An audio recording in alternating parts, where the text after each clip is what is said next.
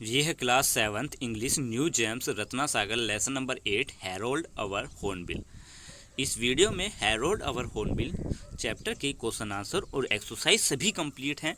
और first question हम यहाँ पे टिक द करेक्ट ऑप्शन से करने वाले हैं। Question number 1, Harold father built an enclosure of dash. कि हैरोल्ड के फादर ने एक इनक्लोजर बनाया जिसमें उसकी जो वाइफ है वो रह सके। पेड़ के तने में बनाया था और वो किससे बनाया था? अर्थ स्टिक से। नेक्स्ट है question number 2, when the author say in his neck boyhood Harold was no beautiful. यानी ऑथर का कहना था, ये ऑथर की कहने की ये लाइन थी, ऑथर ने कही थी in his naked boyhood Harold was not beautiful.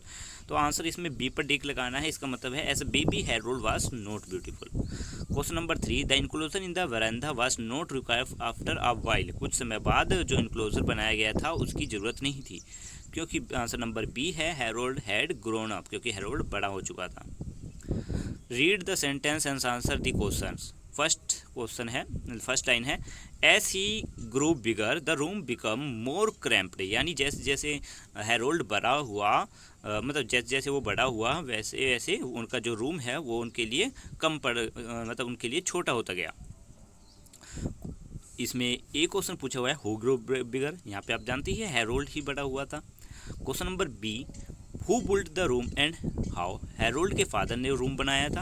एक अर्थ के मतलब एक ट्री के ट्रंक में बड़ा सा होल था, उसको अर्थ स्टिक्स और डंग से ढक दिया गया, ठीक है, और वो उसी फ्लेम ट्री के बिल्कुल ऊंचाई पर बनाया गया था। Question number C, what was the purpose of the room. Room का पर्पस क्या था, मतलब वो रूम बनाने का। तो उस रूम का पर्पस यही था कि उन्हें प्रोटेक्ट करना था उस एग को जो कि हैरोल्ड की मदर ने दिया था। मतलब हैरोल्ड जब बेबी था तो उसको बचाना था किसी भी खतरे से। नेक्स्ट क्वेश्चन नंबर 2, जिसमें लाइन है, one afternoon he awaken from his siesta by a loud thumping on the wall, a sound quite different from the made by his parrot। यानी एक दोपहर के समय जब वह अपनी हल्की नींद से जागा तो उसकी जो वॉइस थी किसी के थपथपाने की, किसी की आवाज़ आ रही थी, और वो साउंड बिल्कुल डिफरेंट थी जैसे कि उसके पेरेंट्स की आती है। उसके पेरेंट्स की आवाज़ से बिल्कुल डिफरेंट थी। तो हु वाज अवकंड, यानी वो कौन जागा था? तो हैरोल्ड था। Next question number B, who had disturb him. किसने उसको डिस्टर्ब किया? A civet cat had disturb him. Question number C, describe the one who woke him. It was a large yellow and furry civet cat. यानी किसने जगाया था? एक बड़ी सी yellow colour की जिसके शरीर पर बाल थे, ऐसी एक कैवियट कैट एक प्रजाति थी, उसने उसे जगाया था। नेक्स्ट थर्ड नंबर पर लाइन है, grandfather and I took over the duties of his parents. ये लाइन है मतलब कि ग्रैंडफादर और मैंने उसके पेरेंट्स की ड्यूटीज़ ले ली थी, मतलब पेरेंट्स की अब काम करने लगे थे उसके। तो क्वेश्चन है इसमें, why did the narrator and his grandfather take on the duties of Harold parents. यानी हैरोल्ड पेरेंट्स की ड्यूटी नरेटर और उसके ग्रैंडफादर ने क्यों ले ली?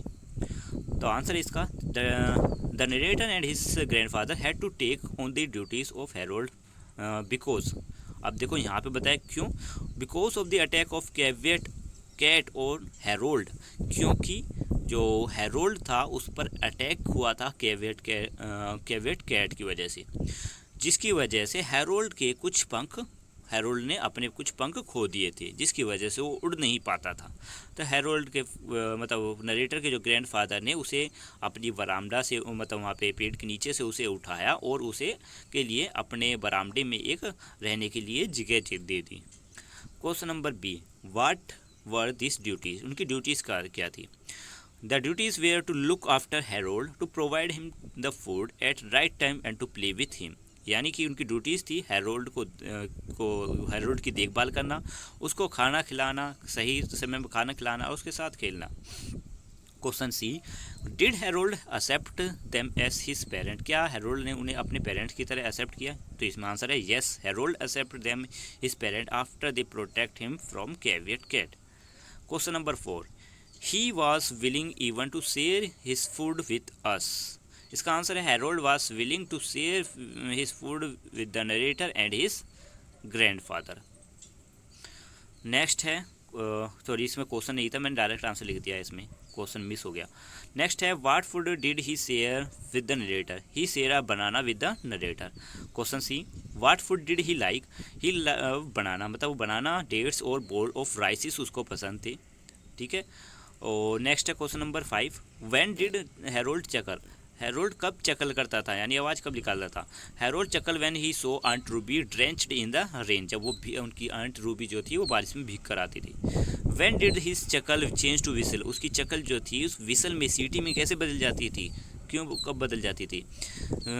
His chuckle change to a whistle when there was storm cloud and gust of wind shake the banana trees, उसकी chuckle whistle में जब बदल जाती थी जब तूफान चलने लगता था, तूफान वाले बादल आ जाते थे, धूल मिट्टी उड़ने लगती थी हवाओं में, आंधी चल जाती थी और पेड़ों के पेड़ जो थे बनाना ट्रीज जो थे वो हिलने लगते थे।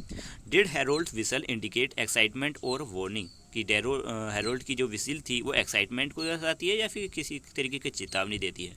तो आंसर है इसमें Harold whistle indicate excitement at the arrival of the storm and cloud and wind.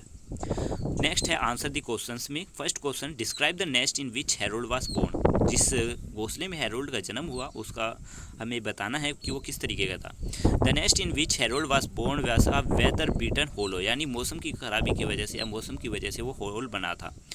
Made high up in the tree trunk of a flame tree, flame tree के तने में सबसे ऊंची वाली जगह पे था।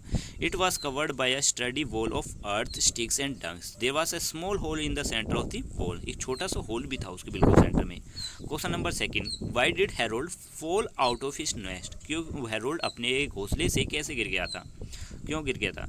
Harold fell out of his nest because one day a hungry caveat cat attack and tried to seize Harold, यानी कि हैरोल्ड एक दिन क्या हुआ था, हंग्री कैट जो एक भूखी बिल्ली थी उसने अटैक कर दिया था हैरोल्ड पर। तो उसके पेरेंट्स ने उड़ते उड़ते कैट पर हिट किया अपनी चोंचों से, इसकी वजह से जो ये हड़बड़ाहट हुई थी और झगड़ा हुआ था उसमें हैरोल्ड जो था वो अपने घोंसले से निकल गया और गार्डन के रास्ते पर आकर गिर गया था। Question number 3, how did Harold improve his appearance periodically. तो आंसर है इसका, Harold gave much time and thought to his personal appearance, he improved periodically his appearance by washing and cleaning himself in the morning. या आपने उसमें story में ही पढ़ा होगा कि उसके पास एक रक पोट होता था जिसमें येलो कलर का फ्लूइड निकलता था जिससे कि वो अपने फेदर्स को साफ करता था सुबह सुबह। He would also dip his rough coat from time to time and rub color over his feather and back of his neck. Question number 4. Describe the way Harold ate the rice bowl and the narrator threw towards him. कि किस तरीके से Harold जो था वो rice balls को खाता था। तो यहाँ पे नरेटर जो थे वो राइस बॉल्स को हैरोल्ड की तरफ फेंकते थे, हैरोल्ड उनको अपनी चोंच से कैच करता और फिर ऊपर की तरफ हवा में उछाल कर और अपने अंदर माउथ में ले लेता। Question number 5, which habit of Harold irritate aunt Ruby. Aunt Ruby को हैरोल्ड की कौन सी हैबिट ज़्यादा परेशान करती थी। द चकलिंग हैबिट, हैरोल्ड की जो चकलिंग हैबिट थी वो इरिटेट करती थी आंट रूबी को, क्योंकि हैरोल्ड स्टार्टेड चकलिंग मतलब हैरोल्ड जो था वो करीबन 1 घंटे पहले बारिश से के आने से 1 घंटे पहले ही चकलिंग करना स्टार्ट कर देता था। नेक्स्ट है थिंक एंड आंसर में, do you think Harold physical appearance was important to narrator and his family, what was the reaction to the hornbill. तो आंसर इसका, Harold physical appearance was not important to the narrator and his family as they made him a part of their family. They were very friendly with the Hornbill as he remained on good terms with most of the family. The family members took good care of the Hornbill by feeding and playing with him. यानी Harold की जो physical appearance थी वो ज़्यादा important नहीं लगती थी narrator और उसकी फैमिली के लिए। ठीक है, हैरोल्ड जो था बहुत ही फ्रेंडली था और सही समय उन्होंने बिताया उसके हैरोल्ड ने नरेटर की फैमिली के साथ। वो उनकी फैमिली उसका देखभाल भी अच्छे से करती थी, उसके साथ खेलती भी थी। Question 2, Y did the narrator wish for Harold many years letter, कि हैरोल्ड जो नरेटर है हैरोल्ड को कई सालों बाद याद क्यों करती हैं, मतलब क्यों इच्छा करती हैं उसके बारे में। What does indicate about the relationship with the hornbill. तो आंसर इसमें, many years later the narrator wish sincerely for Harold that if he मतलब क्या विश कर रहे थे, that if there is a heaven for good hornbill he will get all the summer he could wish for and also plenty of tennis ball to catch. Question third, do you agree that the hornbill seems to have human characteristics in the story? तो answer है इसका human characteristics के बारे में पूछा हुआ है, human characteristics. Yes, the hornbill seems to have human characteristics in the story. The word and the face that the Ruskin bird has used to indicate this are good nature, friendly, remain on good terms, share his food with us, gave much time and thought to his personal appearance, toy with anything fit of laughter etc. Next question answer यहाँ पे complete होते हैं। अब आते हैं हम word study में। Word study में यहाँ पर बोल्ड कलर ब्लैक कलर में क्वेश्चंस दिए हुए हैं और हमें इनमें चेक करना है यहाँ पे ब्लू कलर्स में कि कौन सा इसमें सिनोनियम्स है और कौन से इसमें एंटोनियम्स हैं। तो देखो एंटोनियम्स को मैंने अंडरलाइन से बनाया है, अंडरलाइन बनाई है उन पर, और सिनोनियम्स को मैंने अलग कलर में अलग उनका अलग ही कलर कर दिया है। जैसे अब्लेज का देखोगे इल्यूमिनेटेड और ब्राइटेंड, ये इन दोनों इल्यूमिनेटेड और ब्राइटेंड ये सिनोनियम है, और डल पर मैंने अंडरलाइन बनाई है यानी वो एंटोनियम्स हैं। तो समझ रहे होंगे आप, मैंने सिनोनियम्स के अलग कलर किए हैं। जैसे सेकंड क्वेश्चन में प्रोमिनेंट और ओबीवियस ये सिनोनियम्स है और बिग एंटोनियम है। ठीक है, नेक्स्ट है question number F.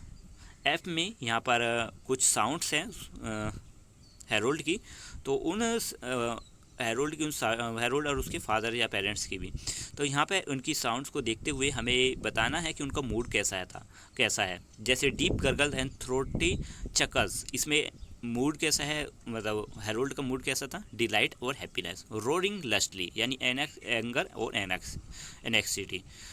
Loud cracking काका की जॉय प्लेजर, ये सारे मैंने यहाँ पे लिख दिए हैं कि कैसे कैसे उनके मूड होते होंगे जब ये ऐसी आवाज़ें निकालते होंगे। Question number G, make sentence of your own using this phases, dispense with drench to the sky toe with the perfect the trick. Question मतलब सेंटेंसेस बनाने हैं हमें इन वर्ड्स को यूज़ करते हुए। जैसे है dispensed with, the chairman dispensed with the formalities and took off this ties, toy with every child want to toy with anything around him. Next है perfected the trick. With a little training, he perfected the trick of catching a ball. Drenched to the skin. We dance in the rain and drenched to the skin. Next है पंचुएशंस में कि यहाँ पे पंचुएशंस mark लगाने हैं कि कहाँ पे लगेंगे। तो यहाँ पे देखोगे आप पंचुएशन मैंने यहाँ पे फर्स्ट क्वेश्चन में यहाँ पे लगाया है क्योंकि यहाँ पर नहीं था। नेक्स्ट में इट्स पर यहाँ पर लगा है पंचुएशन मार्क में। नेक्स्ट है अब क्वेश्चन नंबर थ्री में एवरीवन्स पर लगाया है। क्वेश्चन नंबर 4 में मदर्स, ठीक है। क्वेश्चन नंबर 5 में डॉग्स पर। नेक्स्ट आता है कम्युनिकेशन स्किल। कम्युनिकेशन स्किल में कहते हैं listen your teacher will read out. हाँ, तो नेक्स्ट क्वेश्चन है listen your teacher will read out a short passage about hornbill, यानी अपने टीचर को सुनो, उन्होंने हॉर्नबिल के बारे में एक शॉर्ट पैसेज पढ़ा है और उनके बारे में यहाँ पे आंसर लिखने हैं। जैसे फर्स्ट क्वेश्चन में लार्ज बर्ड, सेकंड में फूड स्पीसीज, मैंने यहाँ पे सभी के आंसर लिख दिए हैं, आप देख कर फिल कर सकते हो। नेक्स्ट है स्पीकिंग पोर्शन में डिड यू एग्री और डिसएग्री विद दिस स्टेटमेंट, जैसे डिस्कस विद योर पार्टनर। तो क्वेश्चन है इसमें everyone must keep pet at home, हाँ इससे हम एग्री हैं। Everyone must keep pets at home, no I don't know agree, sorry हाँ, तो यहाँ पे हर कोई जो है पेट्स नहीं रखता है, सॉरी पेट्स नहीं रखता। और इसमें है everyone must keep pet at home, no I don't know agree with this statement because animal are deprived of their freedom as they will be kept in a chain. The hygienic condition will spread the disease where it is living because nobody care for their medication. Question second, we are not doing much to protect endangered bird. तो इसका answer है we are not doing much to protect endangered bird, यानी endangered bird मतलब जो खतरे में है, जल्दी ही ख़त्म होने वाली है उनकी प्रजातियाँ, उनको प्रोटेक्ट भी नहीं कर रही हैं। तो इसमें ये जो है इस पर हम इस बात पर एग्री हैं। I agree with this statement because many birds seem to be on the verge of extinction. Extinction का मतलब क्या होता है, विलुप्त हो जाना, जो ख़त्म हो चुकी हैं। तो बहुत सी बर्ड्स देखी जा रही हैं जो कि ख़त्म हो चुकी हैं। Maximum use of pesticides and insecticide in the main reason of their disappearance, मतलब पेस्टिसाइड और इंसेक्टिसाइड्स की वजह से ही जो है ये बहुत सी बर्ड्स, मतलब जो भी बर्ड्स हैं ये देखी जा रही हैं कि जल्दी ही ख़त्म हो रही है।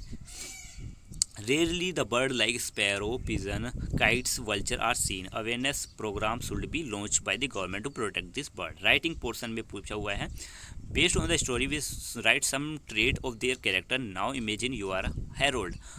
Use the graphic organizer to write an interesting composition about days in Ruskin grandfathers house, you may begin like this. यानी आपको हेरोल्ड को सोचते गई है कि आपको मानना है कि आप हेरोल्ड हो, और आपको ये सोचते हुए कि आप हेरोल्ड हो, तो आपको यहाँ पे बताना है कि कैसे रस्किन बॉन्ड और उसके ग्रैंडफादर के घर में आपके दिन कैसे बीते। ठीक है, तो यहाँ पर मतलब कि आपको, आप हेरोल्ड हो और आपको कहानी बतानी है अपनी, कि आप कैसे बताओगे कि आपकी कहानी क्या थी, आपका कैसे आपका जन्म हुआ, कैसे आप हेरोल्ड उनके नरेटर और उनके ग्रैंडफादर के घर तक पहुँचे। तो इस तरीके से यहाँ पे बताना है। तो ये सारी यहाँ पे इस पैराग्राफ को भी लिख दिया है कि कैसे है। I was born in a tree hole, कि मैं एक ट्री होल में पैदा हुआ। I was awful ugly at birth, मतलब मैं जन्म से ही, मतलब जन्म के समय इतना ज़्यादा सुंदर नहीं था। My only excitement feather was red bill which match the ब्लूसम of the flame tree, यानी मेरी जो चॉइस थी वही ज़्यादा अट्रैक्टिव थी, वो बिल्कुल रेड कलर की थी और फ्लेमिंग ट्री से मैच करती थी। रस्किन बॉन्ड जो थे वो मेरे फ्रेंड थे, वो मेरे साथ टॉय शेयर करते थे, फूड शेयर करते थे। मेरे पेरेंट्स बहुत ज़्यादा एफर्ट करते थे मेरे पेट भरने के लिए, मैं हमेशा भूखा रहता था। ऐसे कर करके ये जो भी स्टोरी थी उसी का एक पैराग्राफ यहाँ पे बना दिया है कि आप एक हेरोल्ड हो और आपने ये स्टोरी लिखी है। ठीक है, तो ये वीडियो यहाँ पे कंप्लीट होती है। इसके अगर आपको चैप्टर का एक्सप्लेनेशन भी देखना है तो उसका लिंक भी आपको डिस्क्रिप्शन में मिल जाएगा, और जितने भी चैप्टर इससे पहले मैं अपलोड कर चुका हूँ वो भी इसके डिस्क्रिप्शन में मिलेंगे, या फिर आप इसके प्लेलिस्ट में देख सकते हो इस चैनल के। And thank you, have a nice day.